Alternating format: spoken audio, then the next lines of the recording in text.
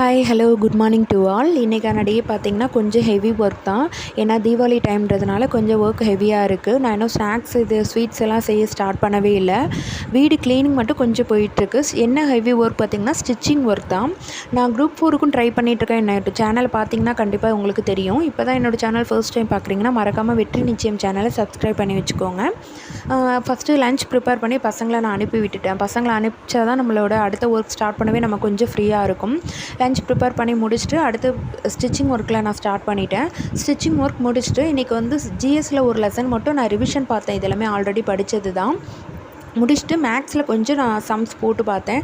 தமிழ் படிக்க இன்றைக்கி டைம் இல்லை. ஏன்னா ஈவினிங் வந்து ஸ்டூடெண்ட்ஸ் வந்துடுவாங்க. நான் டியூஷன் எடுத்துகிட்ருக்கேன். அதனால தான் எவ்வளோ ஹெவி ஒர்க் இருந்தாலும் ஒரு நாளைக்கு ஒரு 1/2 hour கூட நான் கண்டிப்பாக படிக்காமல் இருக்க மாட்டேன். ஏன்னா படிக்க விட்டுட்டா அடுத்து நம்ம அப்புறம் படிச்சுக்கலாம் அப்படின்ற மாதிரி மைண்டு மாறிடும். அதனால் நான் படிக்காமல் இருக்க மாட்டேன். ஸ்டிச்சிங் பண்ணிகிட்டு இருக்கும்போதே சைடில் வந்து யூடியூப்பில் தான் நான் சேனல் பார்த்து தான் படிச்சுட்ருக்கேன். வெளியிலலாம் கிளாஸ் போகலை. இந்த டைமே கிளியர் பண்ணிடலாம்னு நினச்சேன். பட் முடியலை, கொஞ்சம் டஃப்பாக இருந்ததுனால நெக்ஸ்ட் டைம் கண்டிப்பாக கிளியர் பண்ணிவிடுவேன். ஸ்டிச் பண்ணிகிட்டு இருக்கும்போதே சைடில் ஏதாவது ஒரு லெசன் யூடியூப்பில் வச்சுட்டு நான் காதில் வாங்கிட்டே வந்துட்டு நான் ஸ்டிச் பண்ணிவிடுவேன்.